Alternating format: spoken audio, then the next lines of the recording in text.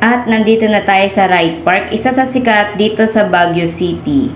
Dahil napakahaba nito at sobrang ganda nga naman tignan.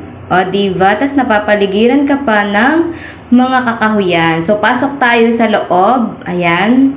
Hindi na kami naglakad. Hinatid na kami ng van dito para hindi kami mahirapan maglakad. And tada! Oh, sino kayo dyan? O diba? 50 pesos lang yan. Pwede mo nang ilakad-lakad. Hi, Pichi. Hi! Siguro tayo for today's All dyan. Oh, diba? Oh. Okay, picture tayo. Bili tayo ng ice cream. Eto na. Ayan nga, bumili na nga tayo ng ice cream. 60 pesos nga pala ang isang cone dito. Strawberry flavor and ube flavor ang aming binili. Ayan, so sabi ko talaga pag nakakita ko nito, titikman at titikman ko talaga siya. Kaya bumili tayo. So tara, tikman natin. Ayun, parang typical lang din talaga na strawberry ice cream. Malamang strawberry ice cream, pero masarap naman siya. Ayan, hindi ko nga din yan naubos dahil nga hindi tayo ganon kahilig sa matamis, kaya binigay ko din ito kay Opa. So ayan, naglakad-lakad tayo. Itong kabayo na to, pag nagpa-picture ka dyan, is 50 pesos. Ayan, meron din mga tindahan ng souvenir dito. Madami pa dun sa bandang likod, meron. And, ayan, yung ice cream na hindi pa naubos. Lakad pa tayo dahil tinawag tayo ni ate. Ayan, O, diba? O, ayan, ito na yung pinakandulo ng Wright Park.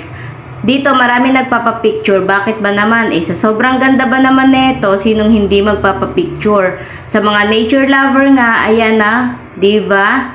Talagang mamamangha sa ganda ng lugar na ito. Plus, hindi mainit. Ayan ang mga kakahuyan na feeling mo nasa Nami Island ka, kulang na lang ay mga dilaw na dahon.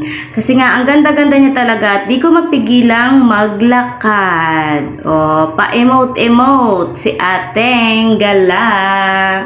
And syempre, thankful na din sa aming co-or, ayan, si Miss Bem Bem na talagang full support sa iyo sa pag-picture, sa pag-video. I highly recommend po ang grupong ito. And sa mga may gusto magpa-Baguio tour, message nyo lang po sila. Ilalagay ko po dito yung page nila. And nandito na tayo sa The Mansion. Yan. Lalabas na yung kotse ko. Charot. At ayan, hanggang dito lang kami sa gate dahil hindi na sila nagpapapasok sa pinakang loob.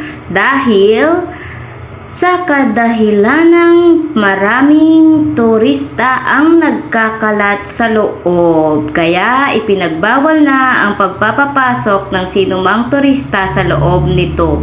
Pero napakaganda at napakalawak naman talaga nito. Sayang nga lang at hindi tayo makakapasok.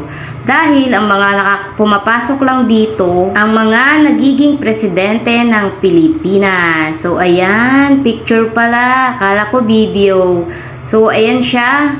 Kung i-zoom mo, ayan. At i-next na natin ang Color of Bali. Saglit lang tayo dito. At pagkatapos ay pupunta na tayo sa Bell Church at sa ating Acom room.